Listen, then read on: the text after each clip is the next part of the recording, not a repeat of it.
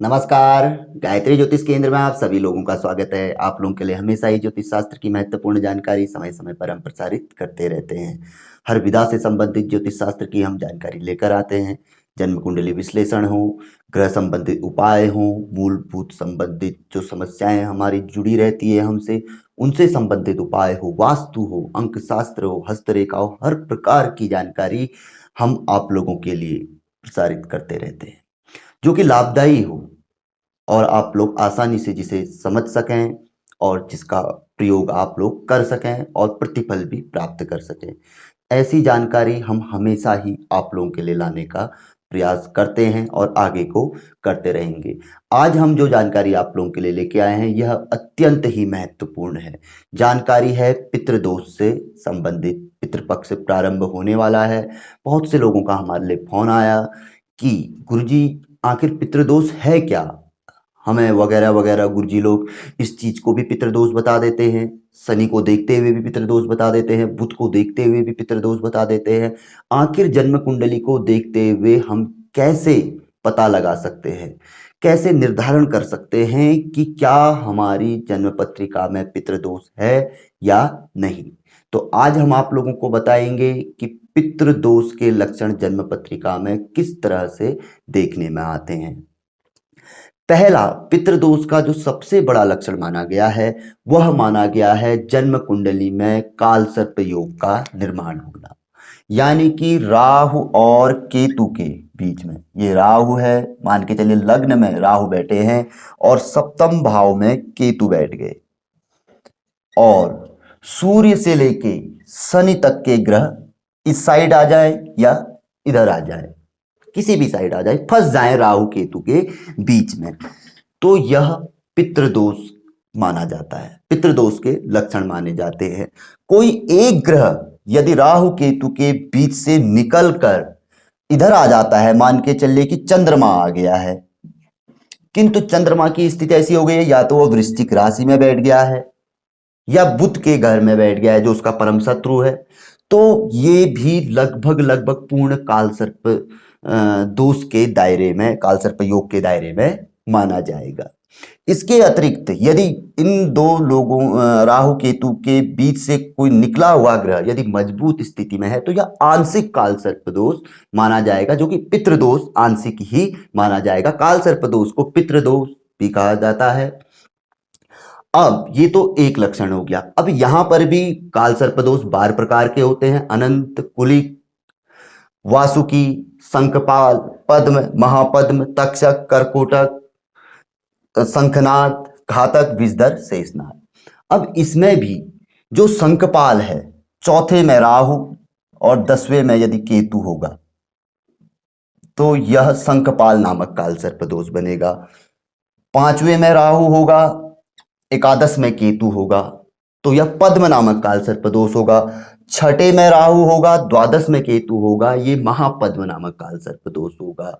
और भाग्य में राहु होगा, तीसरे में केतु होगा तो यह शंखनाद नामक काल सर्पयोग होगा, जो कि शुभ काल सर्पयोग की श्रेणी में आते हैं। तो यहां पर कोई यदि ऐसा काल सर्प दोष बनता है तो वह आंशिक पितृदोष की श्रेणी में आएगा, पूर्ण पितृदोष नहीं माना जाएगा। अब बात करते हैं कि ये तो राहु केतु की स्थिति के कारण हुए कि काल सर्पदोष के कारण पितृदोष जन्म पत्रिका में हमें अवश्य ही जानना चाहिए। शुभ काल सर्पदोष है और अन्य ग्रहों की स्थिति ठीक बनी हुई है, कुछ ग्रह अच्छी स्थिति में है, तो पितृदोष या काल सर्पदोष को ना के बराबर जानना चाहिए। ये जानना चाहिए कि इसका हमें शुभ फल प्राप्त हो सकता है, हमें कुछ न कुछ उपाय अवश्य ही करने चाहिए, या पितृ से संबंधित कोई आराधनाएं, कोई जो उनके तर्पण श्राद्ध आदि होते हैं, अधिकारी यदि व्यक्ति है, या अन्य भी कई उपाय हैं, उन्हें कर लेना चाहिए, लाभ अवश्य ही मिलेगा। अब दूसरी स्थिति आती है जब सूर्य और चंद्रमा राहु या केतु के साथ बैठ जाते हैं, ग्रसित हो जाते हैं, एक ग्रह भी ग्रसित हो गया तो भी पितृदोष है, और दोनों कहीं कहीं पर को ग्रसित हो जाते हैं। कभी कभी देखा जाता है कि सूर्य राहु के साथ बैठ गया और के चंद्रमा केतु के साथ, तो यह भी बहुत भयंकर पितृदोष माना जाता है। भयंकर मतलब ग्रहण दोष तो हुआ ही, ग्रहण दोष भी पितृदोष की श्रेणी में आता है। सूर्य राहु के साथ हो या चंद्रमा राहु के साथ, एक ग्रह भी राहु केतु के साथ आ गया सूर्य और चंद्रमा से, तो भी वह पितृदोष की श्रेणी में आता है। दोनों आ गया तो ये बहुत भयंकर पितृदोष माना जाता है। यह दूसरी अवस्था हो गई हमें अपनी जन्म पत्रिका में पितृदोष जानने की। अब तीसरी स्थिति आती है। तीसरी स्थिति ऐसी आती है कि सूर्य और चंद्रमा अपनी नीच राशि में स्थित हो और त्रिक भाव में हो। त्रिक भाव, छठा भाव, आठवां भाव, 12वां भाव।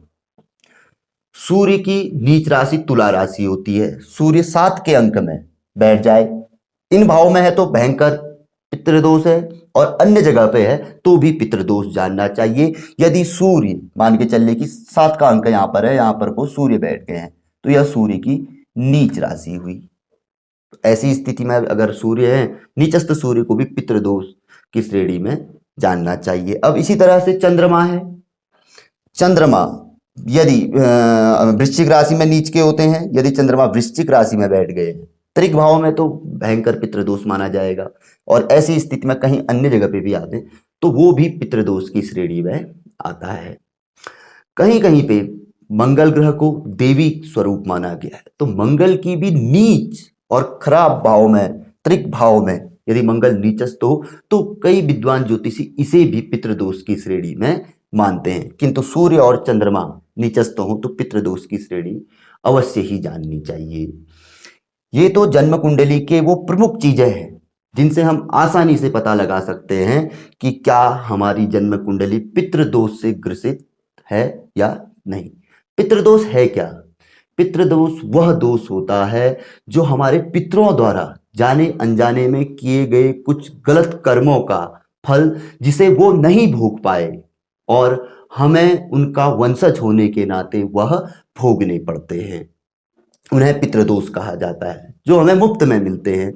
इसके अतिरिक्त बहुत जगह पे हमने ऐसा भी पढ़ा है, यदि शनि की स्थिति खराब हो, राहु की स्थिति खराब हो और केतु की स्थिति खराब हो, सूर्य चंद्र इनके साथ ग्रसित हो जाए, राहु केतु के साथ ही शनि के साथ, या कहीं कहीं पर ऐसा आया भी है, तो यह स्थिति हमारे प्रारब्ध में किए गए गलत कर्मों का जो फल हमें भोगना पड़ता है मुफ्त में, वह भी होता है। कई ज्योतिषी इसे ये तो आकलन करना पड़ता है, इसे भी पितृदोष की श्रेणी में ले आते हैं, लेकिन यह प्रारब्ध दोष होता है हमारा।